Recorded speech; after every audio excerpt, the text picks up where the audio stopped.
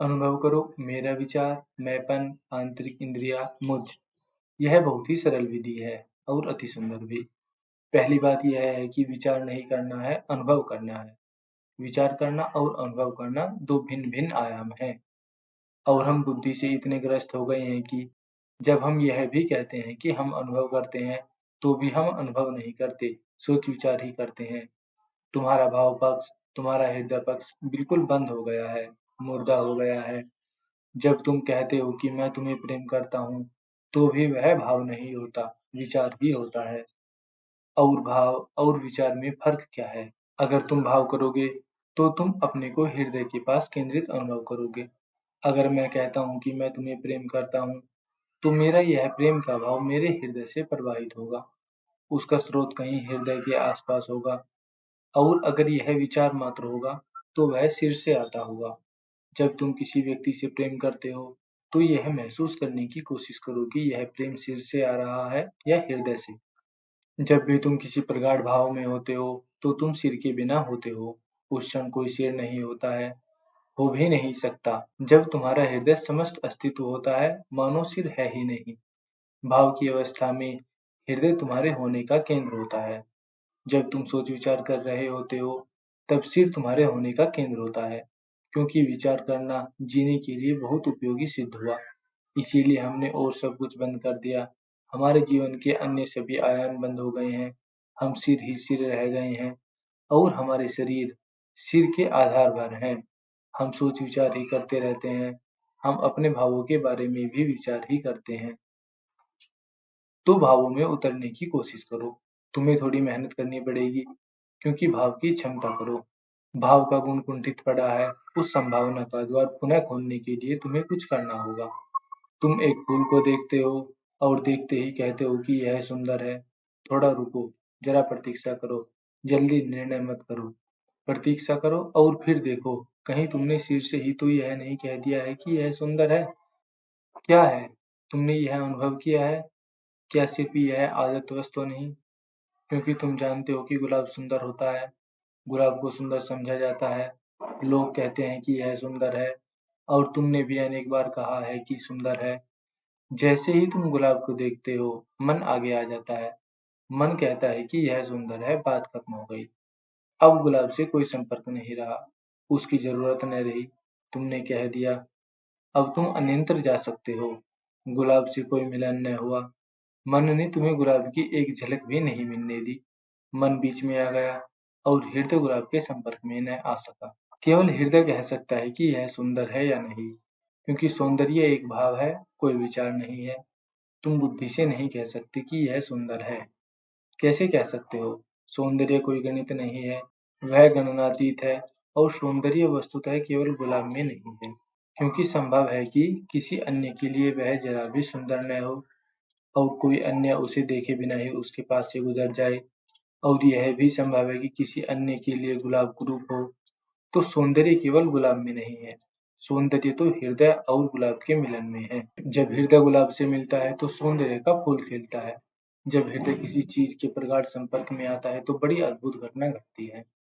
जब तुम किसी व्यक्ति के प्रगाढ़ संपर्क में आते हो, तो वह व्यक्ति सुंदर हो जाता है। और यह मिलन जितना ज्यादा गहरा होता है, उतना ही ज्यादा सौंदर्य प्रकट होता है। तो सौंदर्य वह भाव है जो हृदय को घटित होता है, मस्तिष्क को नहीं। सौंदर्य कोई हिसाब किताब नहीं है, और न सौंदर्य को परखने की कोई कसौटी है। वह एक भाव है। यदि मैं कहूँ कि गुलाब सुंदर नहीं है, तो तुम विवाद नहीं कर सकते हो कि क्यों। विवाद करने की जरूरत भी नहीं है। तुम कहोगे यह तुम्हारा भाव है और गुलाब सुंदर है, यह मेरा भाव है। वहाँ विवाद का कोई प्रश्न ही नहीं है। मस्तिष्क विवाद कर सकता है, हृदय विवाद नहीं कर सकता। बात वहीं खत्म हो गई, पूर्ण विराम आ गया। अगर मैं कहता हूँ कि यह मेरा भाव है, तो विवाद की जरूरत ही नहीं है। सिर के तल पर विवाद जारी रह सकता है, और फिर हम किसी निष्कर्ष पर पहुंच सकते हैं। हृदय के तल पर निष्कर्ष पहले ही आ चुका है। हृदय से निष्कर्ष पर पहुंचने की कोई प्रक्रिया नहीं है, कोई विधि नहीं है। उसका निष्कर्ष तत्काल होता है, तत्क्षण होता है, तुरंत होता है। सिर से निष्कर्ष पर पहुंचने की एक प्रक्रिया है, एक व्यवस्था है। तुम तर्क करते हो, तुम विवाद करते हो, तुम विश्लेषण करते हो, और तब निष्कर्ष पर पहुंचते हो कि ऐसा है या नहीं। हृदय के लिए यह तात्कालिक घटना है, निष्कर्ष पहले ही आ जाता है। इस पर गौर करो। सिर के तल पर निष्कर्ष अंत में आता है, हृदय के तल पर निष्कर्ष पहले ही आता है। हृदय से तुम निष्कर्ष पहले ले लेते हो और तब तुम प्रक्रिया खोजते हो। यह प्रक्रिया खोजना सिर का काम है। तो ऐसी विधियों के प्रयोग में पहली कठिनाई यह है कि तुम्हें यही पता नहीं है कि भाव क्या है। पहले भाव को विकसित करने की कोशिश करो। जब तुम किसी चीज को छुओ तो आंखें बंद कर लो, विचार मत करो, अनुभव करो। उदाहरण के लिए, मैं तुम्हारा हाथ अपने हाथ में लेता हूँ और कहता हूँ कि आंखें बंद करो और महसूस करो कि क्या हो रहा। तो तुम तुरंत कहोगे कि आपका हाथ मेरे हाथ में है, लेकिन यह भाव नहीं है, यह विचार है। मैं फिर कहता हूँ विचार नहीं, अनुभव करो। तब तुम कहते हो कि आप प्रेम प्रकट कर रहे हैं, यह भी विचार है। अगर मैं फिर जोर दूं और आपसे कहूं कि अनुभव करो, सिर को बीच में मत लाओ, बताओ कि ठीक ठीक क्या अनुभव हो रहा है, तो ही तुम कुछ अनुभव कर पाओगे और कहोगे उष्मा अनुभव कर रहा हूँ। क्योंकि प्रेम भी एक निष्पत्ति है। आपका हाथ मेरे हाथ में है, यह सिर से निकला हुआ विचार है। सच्ची बात यह है कि मेरे हाथ से तुम्हारे हाथ में या तुम्हारे हाथ से मेरे हाथ में एक ऊष्मा प्रवाहित हो रही है। हमारी जीवन ऊर्जाओं का मिलन हो रहा है और मिलन का बिंदु ऊष्मा से भरा है। यह भाव है, अनुभव है, संवेदना है, यह यथार्थ है। लेकिन हम निरंतर सिर में रहते हैं, वह हमारी आदत हो गई है, हमें उसका ही प्रशिक्षण मिला है। तो तुम्हें अपने बंद हृदय को फिर से खोलना होगा। भावों के साथ रहने की चेष्टा करो। दिन में कभी-कभी, जब तुम कोई धंधा नहीं कर रहे हो, क्योंकि धंधे में व्यस्त रहकर शुरू-शुरू में भावों के साथ जीना कठिन होगा। वहाँ सिर बहुत कुशल सिद्ध हुआ है और वहाँ भावों का भरोसा नहीं किया जा सकता है। लेकिन जब तुम अपने घर पर बच्चों के साथ खेल रहे हो, तो वहाँ सिर की जरूरत नहीं है, यह धंधा नहीं है।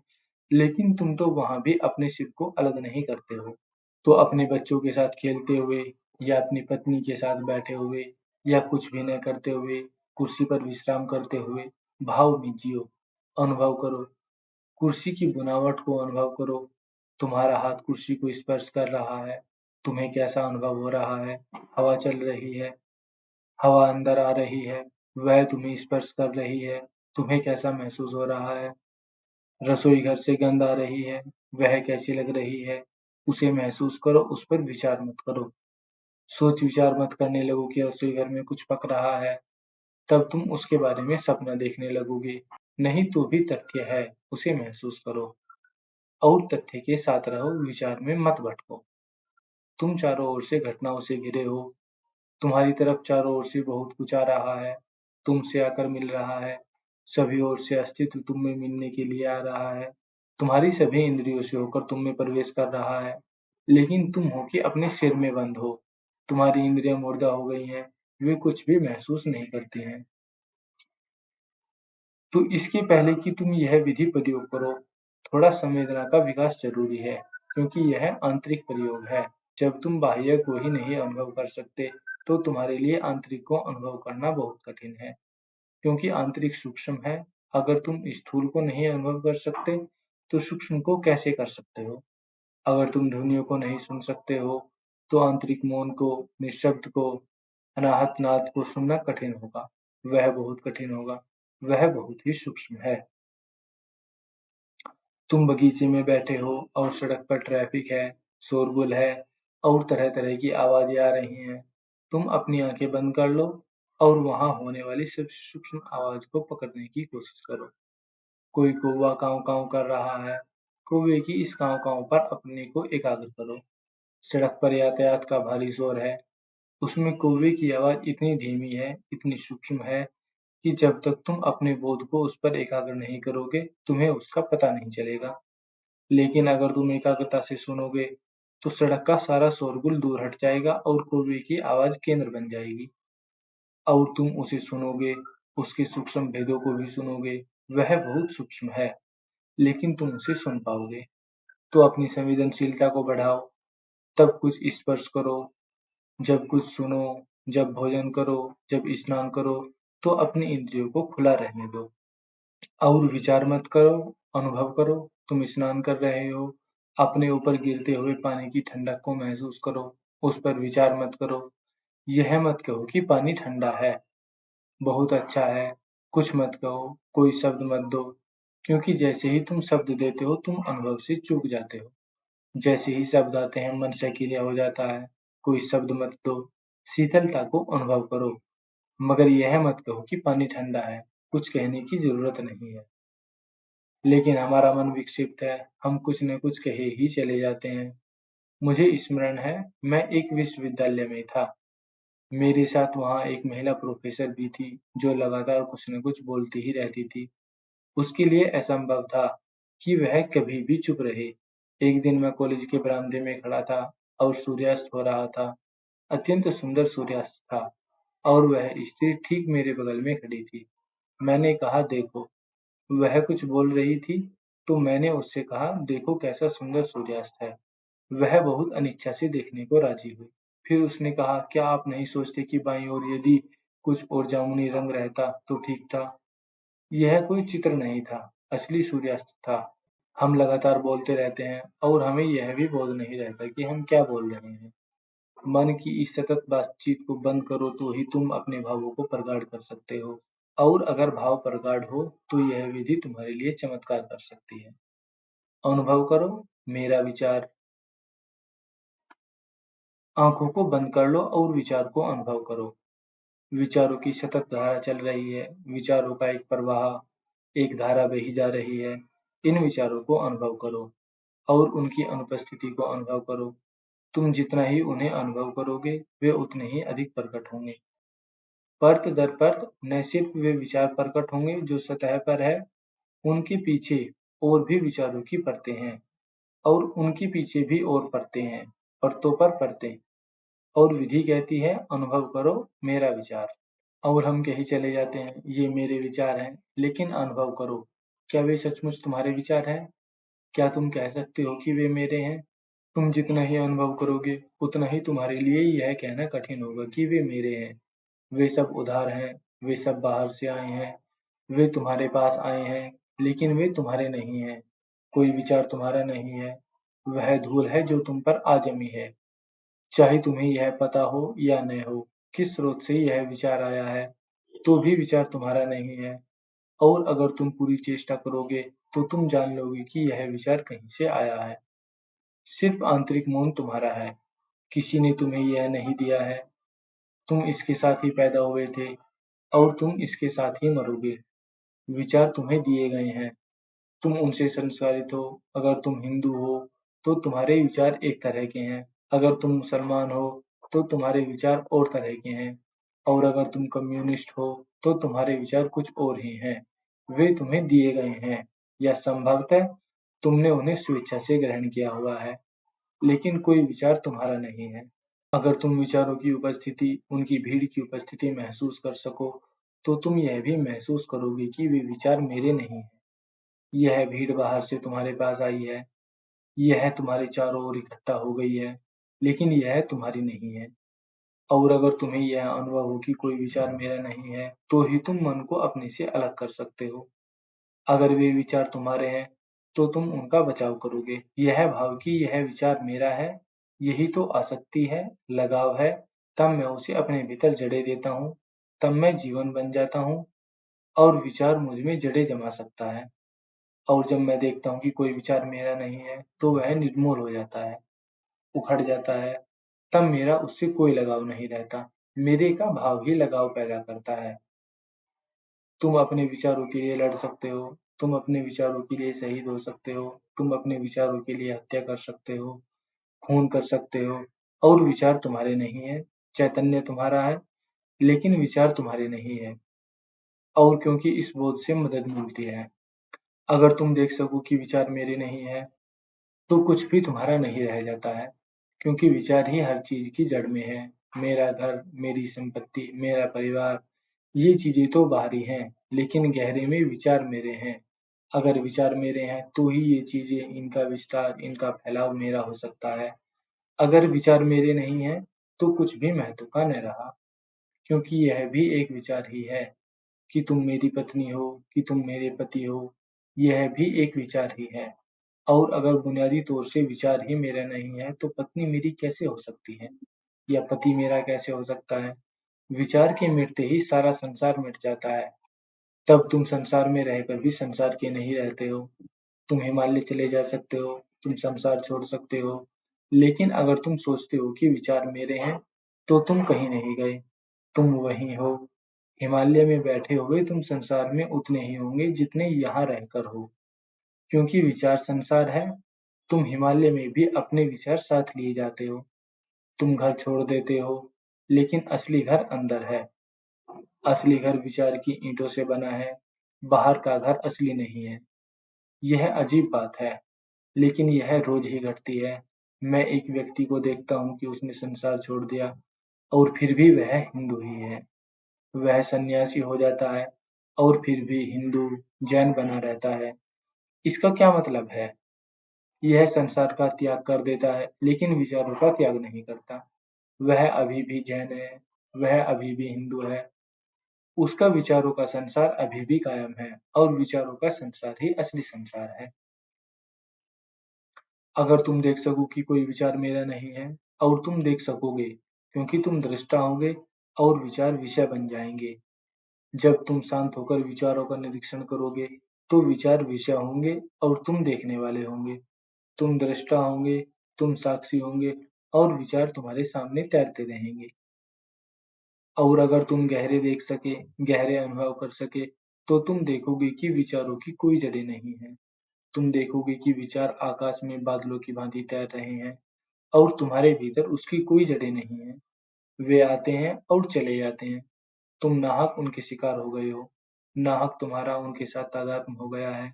विचार का जो भी बादल तुम्हारे घर से गुजरता है, तुम कहते हो कि यह मेरा बादल है। विचार बादलों जैसे हैं। तुम्हारी चेतना के आकाश में से वो गुजरते रहते हैं और तुम उनसे लगाव निर्मित करते रहते हो। तुम कहते हो कि यह बादल मेरा है और सिर्फ एक आवारा बादल है जो गुजर रहा है और यह गुजर जाएगा। अपने बचपन में लौटो। उस समय भी तुम्हारे कुछ विचार थे और उनसे तुम्हारा लगाव था और तुम कहते थे कि ये मेरे विचार हैं। और फिर बचपन विदा हो गया और बचपन के साथ वे विचार, वे बादल भी विदा हो गए। अब वे तुम्हें याद भी नहीं है। फिर तुम जवान हुए और तब दूसरे बादल आए जो जवानी से आकर्षित होकर आते हैं और तुमने उनसे भी अपना लगाव बनाया और अब तुम बूढ़े हो। जवानी के विचार अब नहीं है, वे अब तुम्हें याद तक नहीं है और कभी वे इतने महत्वपूर्ण थे कि तुम उनके लिए अपनी जान तक दे सकते थे। वे अब याद तक नहीं है। अब तुम अपनी उस मूर्खता पर हंस सकते हो। तुम उसके लिए मर सकते थे कि तुम उसके लिए शहीद हो सकते थे। अब तुम उनके लिए 2 कौड़ी भी खर्च करने को राजी नहीं हो। वे अब तुम्हारे नहीं रहे, वे बादल चले गए, लेकिन उनकी जगह दूसरे बादल आ गए हैं और अब तुम उन्हें पकड़ कर बैठ गए हो। बादल बदलते रहते हैं, लेकिन तुम्हारा लगाव, तुम्हारी पकड़ नहीं बदलती। यही समस्या है। और ऐसा नहीं है कि तुम्हारे बचपन के जाने पर ही बादल बदलते हैं, वे प्रतिपल बदल रहे हैं। 1 मिनट पहले तुम एक तरह के बादलों से घिरे थे, अब तुम और तरह के बादलों से घिरे हो। जब तुम यहाँ आए थे, एक तरह के बादल तुम पर मंडरा रहे थे। जब तुम यहाँ से जाओगे, दूसरी तरह के बादल मंडराएंगे और तुम प्रत्येक बादल के साथ चिपक जाते हो, उनसे लगाव बना लेते हो और अंत में तुम्हारे हाथ कुछ भी नहीं आता है। तो यह स्वाभाविक है, क्योंकि बादलों से क्या मिल सकता है और विचार बादल ही है। यह विधि जड़ से ही शुरू करती है और विचार ही सबकी जड़ है। अगर मेरे के भाव को उसकी जड़ से ही काट सको, तो फिर वह प्रकट नहीं होगा, वह फिर कहीं दिखाई नहीं पड़ेगा। और अगर तुम उसे जड़ से नहीं काटते हो, तो फिर और कहीं काटने से कुछ नहीं होगा। चाहे तुम जितना काटो, वह व्यर्थ होगा, वह फिर प्रकट होता रहेगा। मैं उसे काट सकता हूँ। मैं कह सकता हूँ कि कोई मेरी पत्नी नहीं है। हम लोग अजनबी हैं और विवाह तो केवल एक सामाजिक औपचारिकता है। मैं अपने को अलग कर लेता हूँ। मैं कहता हूँ कि मेरी कोई पत्नी नहीं है, लेकिन यह बात बहुत सतही है। फिर मैं कहता हूँ कि मेरा धर्म, फिर मैं कहता हूँ मेरा संप्रदाय, मैं कहता हूँ यह मेरा धर्म ग्रंथ, यह बाइबिल, यह कुरान, यह मेरा शास्त्र। इस तरह मेरे का भाव किसी दूसरे क्षेत्र में जारी रहता है और तुम वही के वही रहते हो। मेरा विचार और तब मैंपन। पहले विचारों की श्रृंखला को देखो, विचारों की प्रक्रिया को देखो, विचारों के प्रवाह को देखो और खोजो कि कौन से विचार तुम्हारे हैं या कि वे भटकते बादल भर हैं। और जब तुम्हें प्रतीत हो कि कोई विचार तुम्हारी नहीं है, विचारों से मेरे को जोड़ना ही भ्रम है, तो तुम आगे बढ़ सकते हो। तब तुम और गहरे उतर सकते हो। तब मैंपन के प्रति होश साधो। यह मैं कहाँ है? रमन अपने शिष्यों को एक विधि देते थे। उनके शिष्य पूछते थे, मैं कौन हूँ? तिब्बत में भी वे एक ऐसी ही विधि का उपयोग करते हैं, जो रमन की विधि से भी बेहतर है। वे ये नहीं पूछते कि मैं कौन हूँ, वे पूछते थे कि मैं कहाँ हूँ, क्योंकि ये कौन समस्या पैदा कर सकता है। जब तुम पूछते हो कि मैं कौन हूँ, तो तुम यह तो मान ही लेते हो कि मैं हूँ। इतना ही जानना है कि मैं कौन हूँ।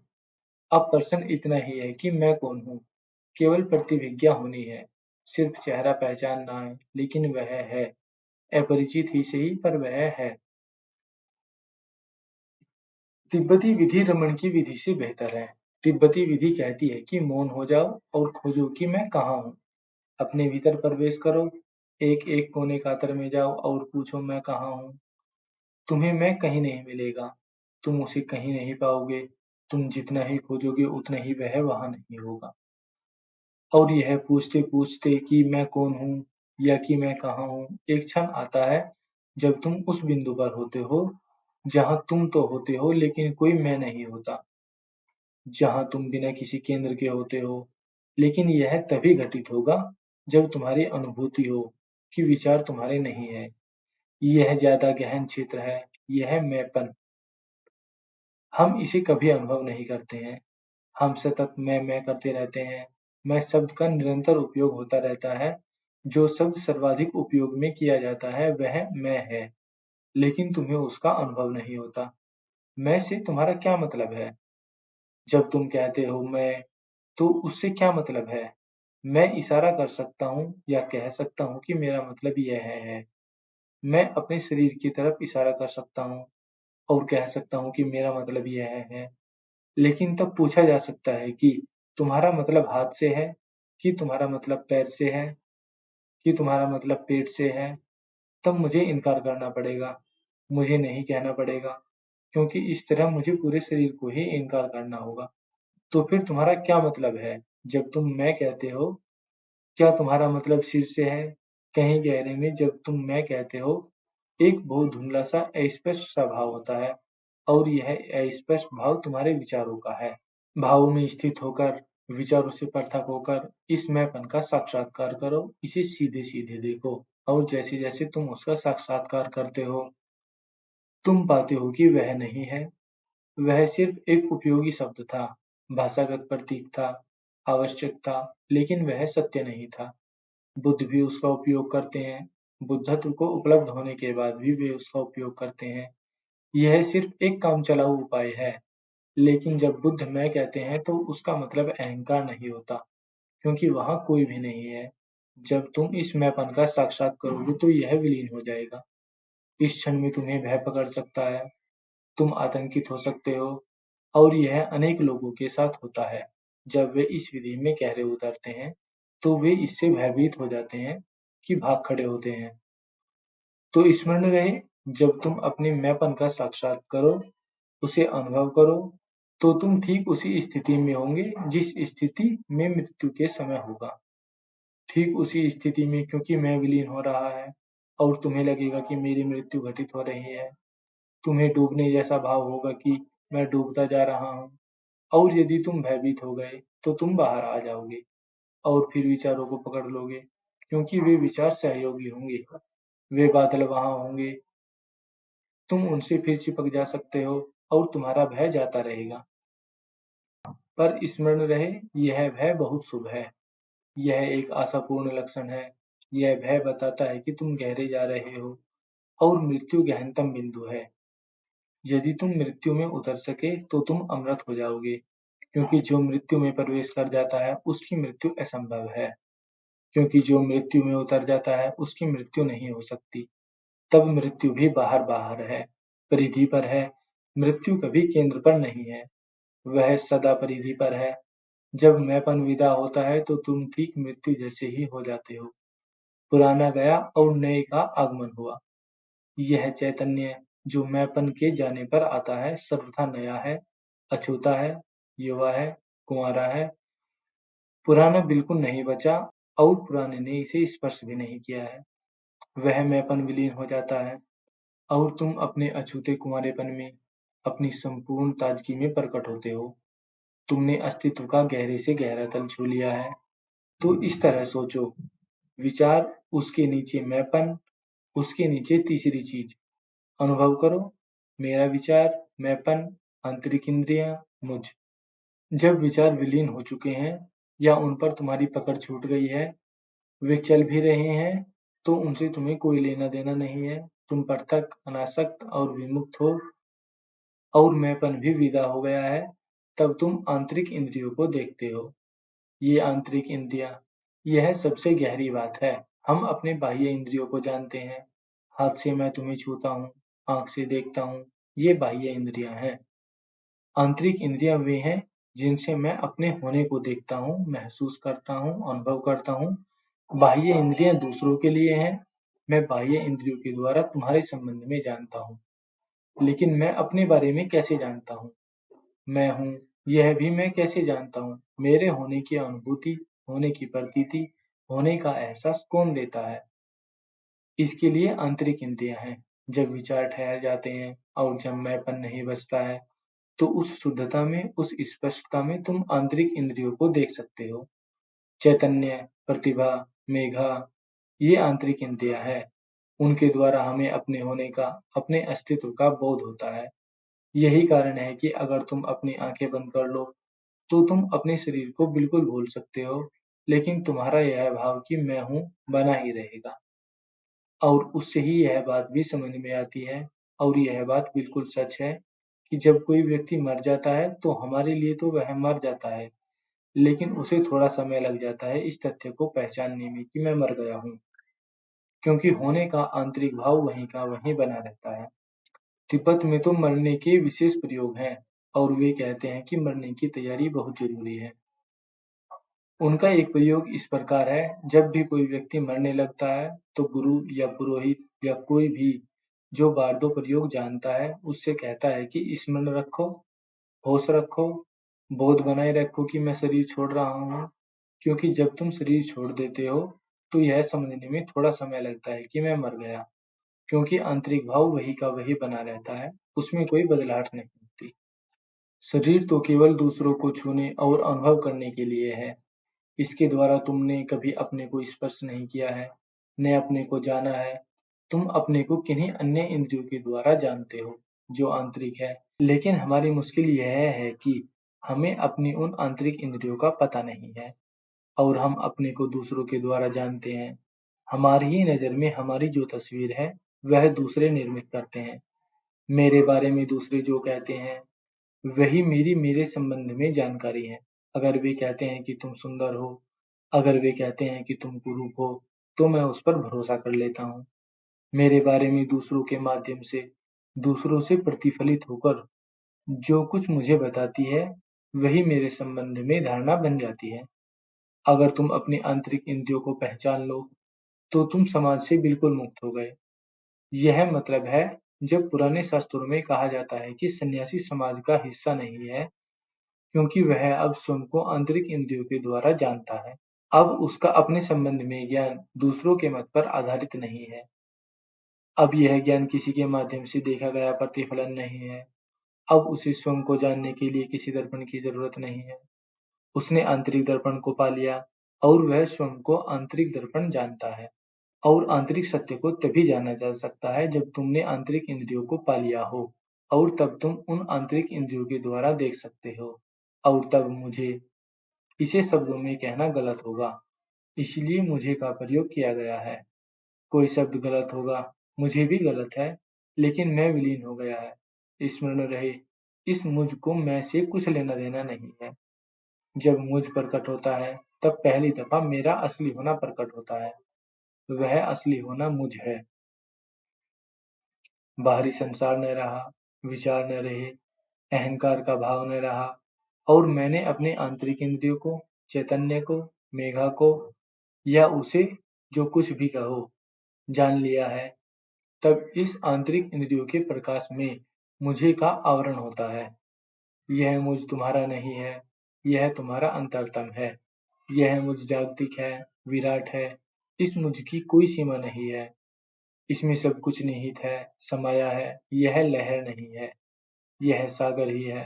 अनुभव करो मेरा विचार, मैंपन, आंतरिक इंद्रियाँ। और तब एक अंतराल है और अचानक मुझ प्रकट होता है। जब यह मुझ प्रकट होता है, तो व्यक्ति जानता है कि मैं ब्रह्म हूँ, अहम ब्रह्मास्मि। अहंकार का दावा नहीं है, अहंकार तो जा चुका। इस विधि के द्वारा तुम अपना रूपांतरण कर सकते हो, लेकिन पहले भाव में स्थिर हो।